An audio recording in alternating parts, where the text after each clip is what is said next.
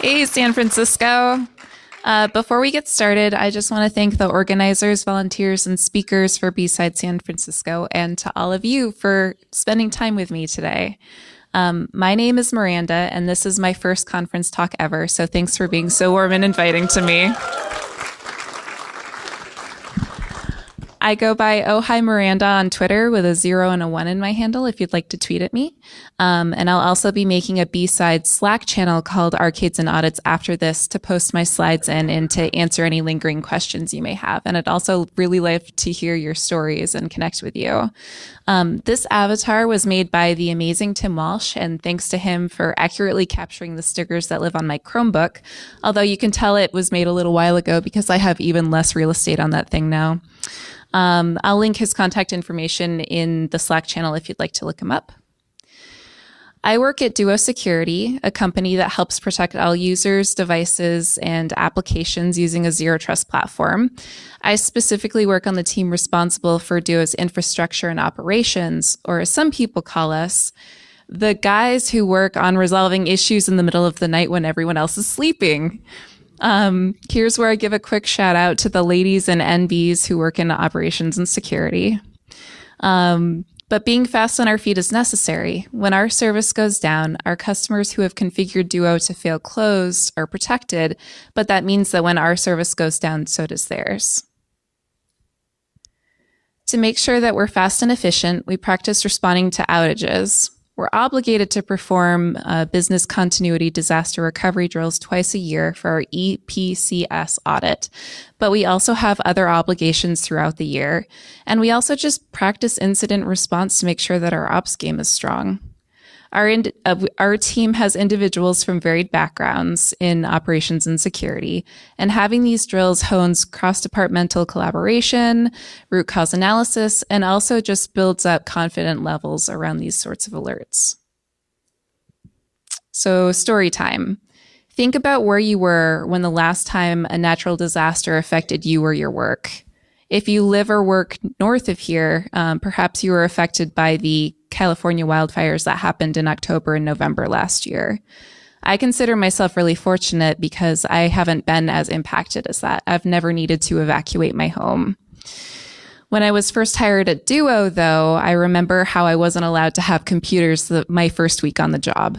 It is incredibly difficult as an engineer to go through onboarding without a computer. But it was because of the devastation that was happening in Puerto Rico because of Hurricane Maria. The agency there responsible for reporting as part of my background check was unreachable. And Duo didn't want to give me access to production systems without verifying my background check, understandably.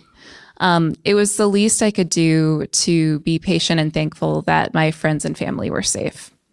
While I was frustrated,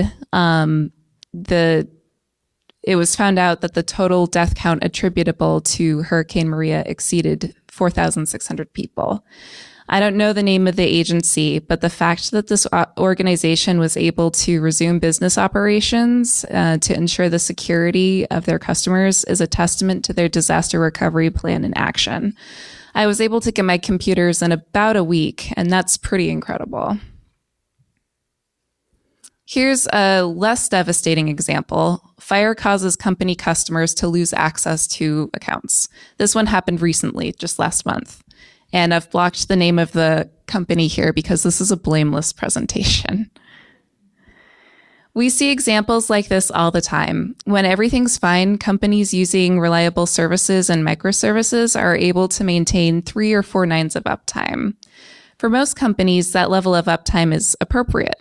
However, when your company's service is being relied on for the standard of living for other people or basic human needs, you have a responsibility to build resiliency and redundancy into your platform.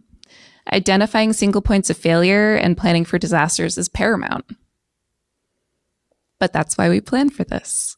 Just as no service is immune to outages, no one is exempt from natural disasters either. Your company doesn't have to be using chaos engineering right now in order to rock at BCDR planning. All it takes is a plan and proper preparation.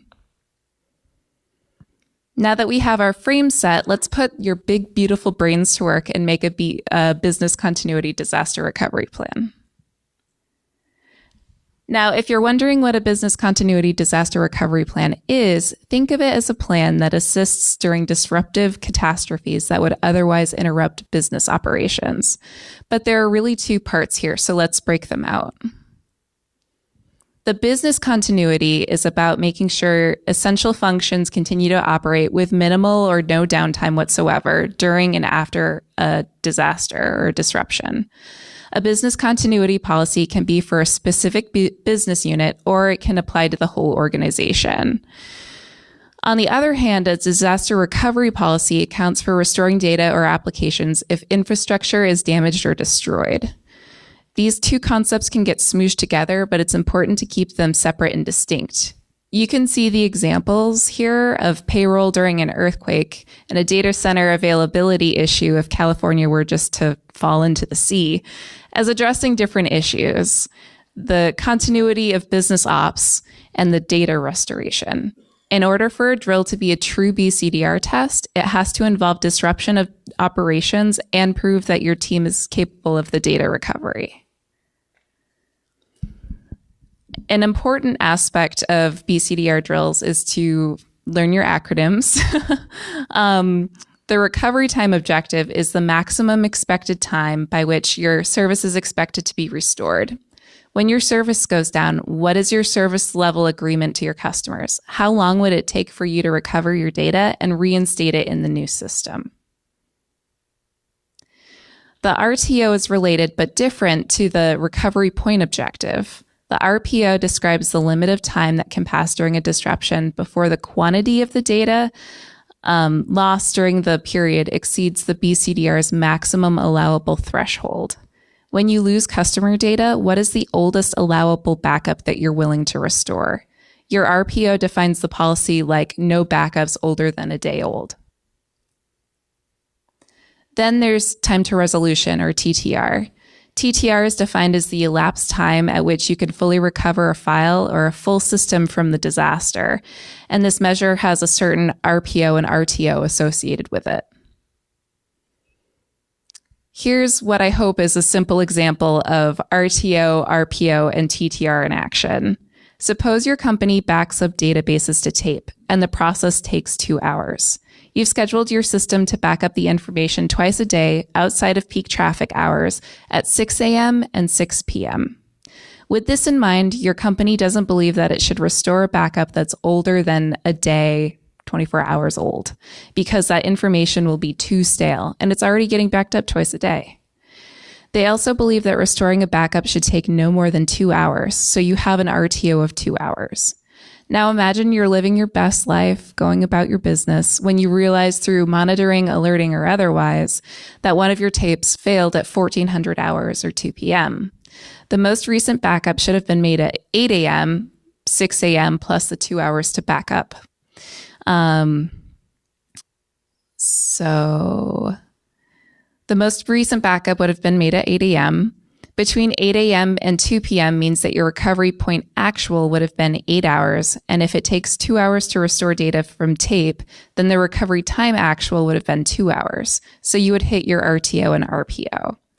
If you were able to restore data in 1 hour, your TTR would have been 1 hour, and it still would have satisfied your RTO and RPO. But what if your backup at 6 a.m. was faulty and you had to use a backup from 6 p.m. the day before? That would be a 20-hour recovery time actual, but hooray for you, that's still under your RPO. If your team took 3 hours to resolve it, however, your TTR would be 3 hours, and you wouldn't have satisfied the RTO. That was a lot, but let's move on. Okay, so the first step in designing your organization's BCDR plan is to inventory your company's assets and prioritize what to protect. Start with some basic questions like, what does your company do? What do your customers do? What do they rely on you for? How do they use your service? Across the board, restoring your primary service to customers is probably priority 0, or the most critical need that and expectations that your customers have of you. At Duo, we focus on whether or not one of our customers can authenticate. We collect key metrics around authentications.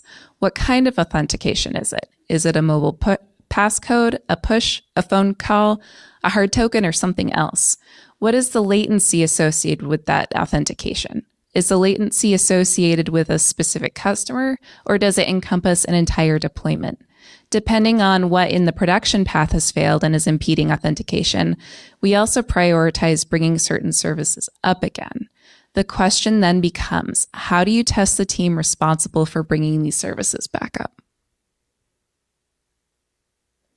Naturally, the National Institute of Science and Technology has a standard around these exercises. They have a standard for everything.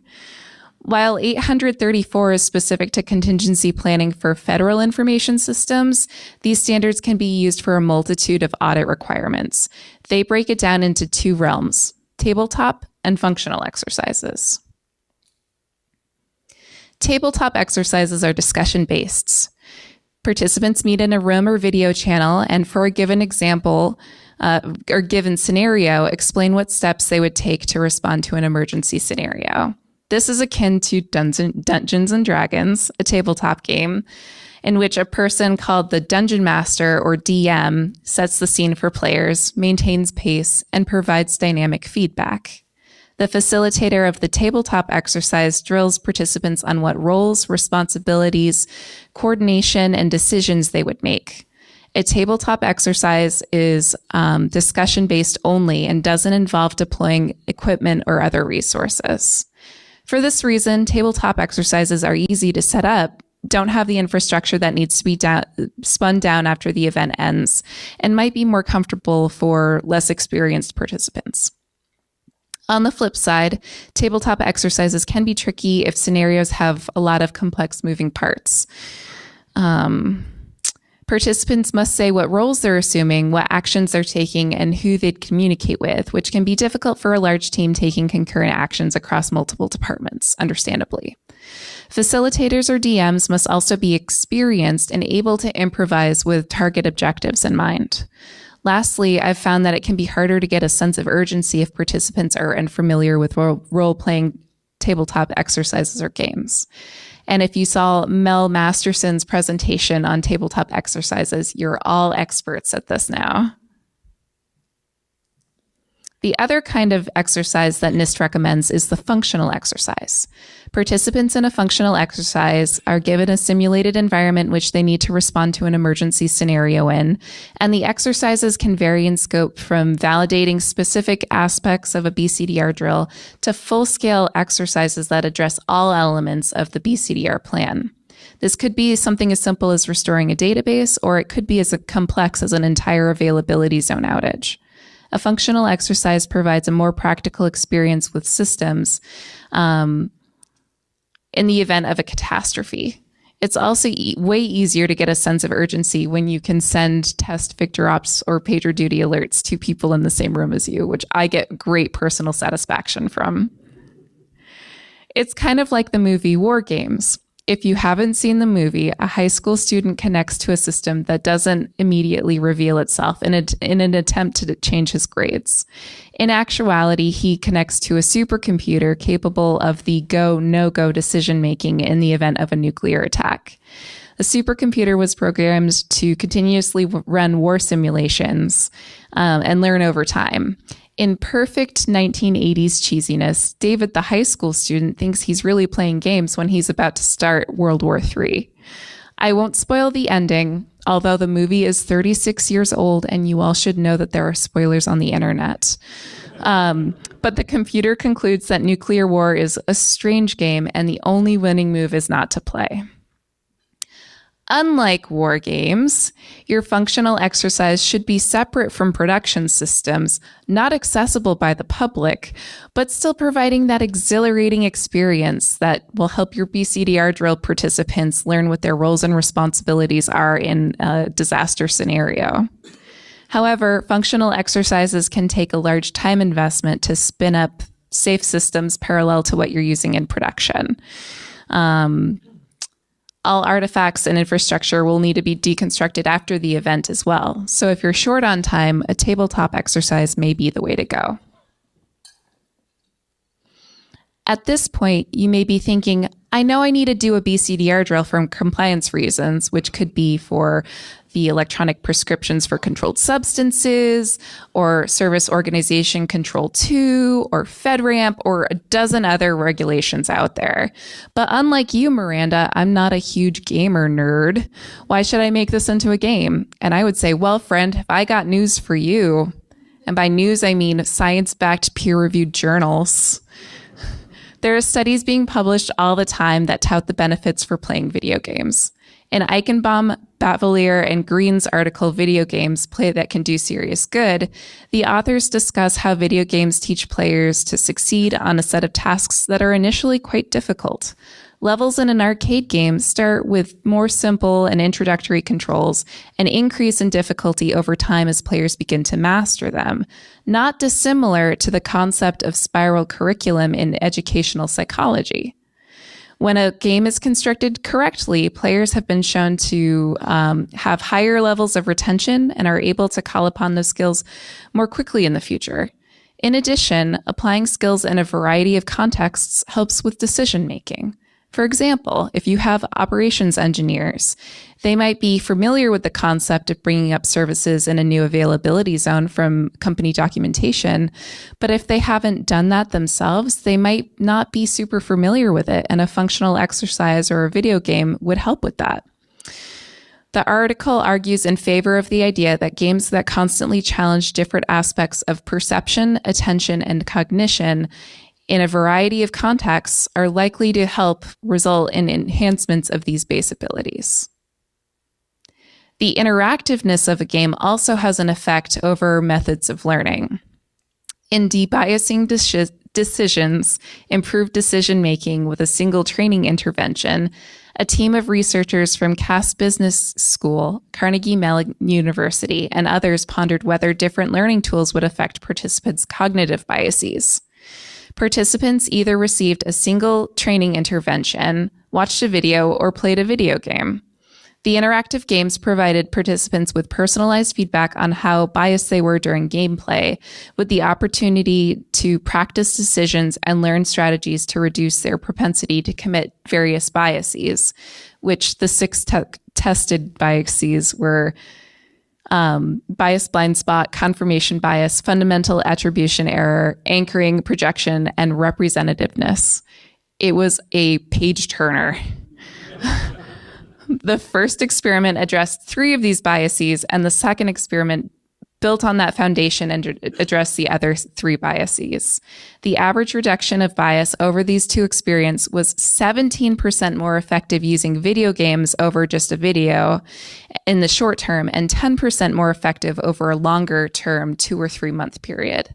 In other words, gamifying the lesson instead of using traditional classroom style learning or videos provided more of a benefit in the same amount of time investment. So don't get overwhelmed. When thinking about preparing a BCDR drill or participating one if you're new to the field, it might seem a bit overwhelming. However, gamifying drills is positive reinforcement. It'll be fun while you're training, and when the real thing happens and you need to be quick on your feet, the steps you'll take will be second nature to you. Now that we've looked into the why and how of organizing a BCDR drill, I'd like to share my 3 best practices for running a successful event. Care, make it remote, and time box it. Care. This is more than just having empathy for the people that you're orchestrating this BCDR drill for. It's actually caring about your drill, making sure that the details are accurate, that it tells a whole story, and that you're able to define what is and what is not part of the drill. That part is key. Make sure you provide enough context for participants and let them know what the boundaries are for the drill. Your people might get distracted by a red herring, so make sure there are enough people scribing or not actively participating who know what the scenario is that can guide participants. I find that 1 facilitator to 3 participants is a good figure, but scale up with complexity. Also, keep in mind that your teammates are human. They are mere mortals who require sustenance. When the adrenaline's going, they might not think about basic human needs, like eating. I love to eat. I have found that food is an excellent bribe to get volunteers to participate and goes a long way when energy starts to wane during the drill. There can be a lot of excitement during the drill. So just like with phishing campaign exercises, make sure your people know that they don't have to feel ashamed if they make a mistake. It's all part of a learning experience, even if they don't hit their RTO or your company's RTO. Lastly, in my experience, there's always something to iterate and improve on during a BCDR drill. And when you care about your people in the exercise, others will be more likely to help out and take on action items after the drill is over. Make it remote. It's difficult to have everyone on the team get together for a 1-hour meeting, let alone one that spans a few hours or all day. With this in mind, plan your drill so that people can participate without having to be in the same room. While the convenient part of a drill is that you don't have to evacuate Earth to get to a safe spot, in a real disaster, you might have to relocate or work remotely. Even if you don't have a distributed team, there might be a chance that someone who wanted to participate had their own little disaster crop up. And so making it remote will help them be a part of that. Also, make sure that your people know where to look for clarification or resources in a shared folder, directory, or safe branch of your repos to work in. On my caring slide, I also mentioned how food is a great bribe and that I love food. If it's within your company's means, letting remote employees expense a lunch goes a long way and lets them feel like they're in the room even if they can't be. Time box it. All arcade games have a set limit for you to complete a level in. Having a BCDR drill that lasts all day is inhumane, and you will make many enemies if you do that.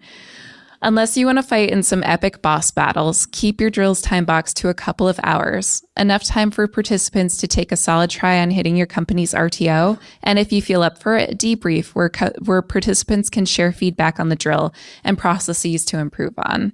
I like to schedule the debrief later in the same day so that participants can decompress and compile what they just went through, but not so far in the future that it isn't fresh. I would also caution organizers to avoid scheduling the debrief more than a week or two after the event. In summary, business continuity disaster recovery drills may be mandatory for audits, but just because you and your team have an obligation to practice doesn't mean that it should feel like a chore.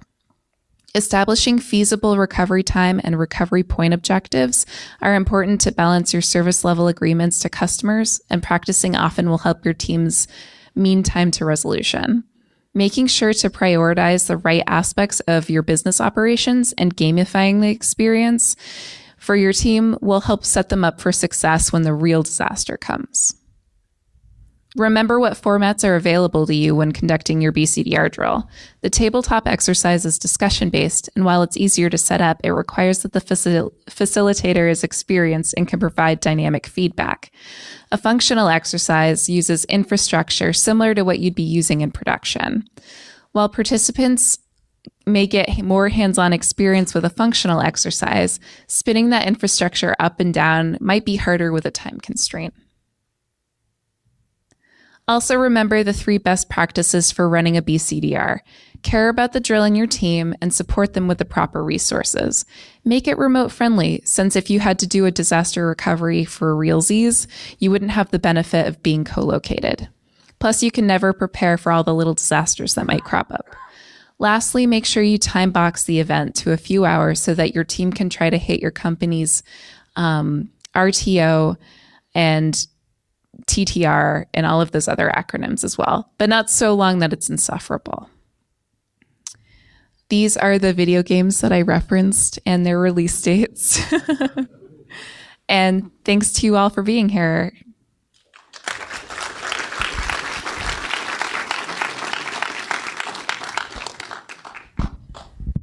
Awesome. Thank you so much, Miranda. Yeah. We do have a few minutes for questions. If you have, you can raise your hand and I can bring the mic to you. I have a question. What's your Twitter handle? It's Oh Hi Miranda with a 0 and a 1 instead of an O and an I. You're welcome. You're getting a lot of followers. For a company that kind of pushes back, what's the best way to sell a tabletop or to get people initially the buy-in? The question was, what is the best way to get buy-in when doing a tabletop exercise? For that, I would say making a great argument and getting buy-in from leadership goes a long way. At Duo, our BCDRs usually involve our operations team and our security team because we try to bundle like incident response with security response. And so we have a really great relationship across departments, and that helps a lot. But there's also a really strong argument for, you know, if you're feeling a time crunch, a tabletop exercise is definitely the way to go. Great question. Yes. Which elements of gamification do you find most valuable among the employees? The question was, what elements of gamification do you find most valuable among employees? My team gets really competitive, and having that sense of urgency is really great for finding things to really hone in on. We have a lot of subject matter experts, and I try to construct the drills so that the subject matter experts don't make decisions for the entire team. Like I had one drill where I split the team up into 3 sub-teams, and I named them Atari, Bally Astrocade, and Commodore, or teams A, B, and C. And I had one subject matter expert on each sub-team. And I found that was really great because the subject matter expert could disseminate information on their sub-team, and it wasn't like those 3 subject matter experts were driving the drill. I hope that answers your question. I can't see in the back if there are any questions up there. I think we're good. Awesome. Thank you so much once again, Miranda. Thank you.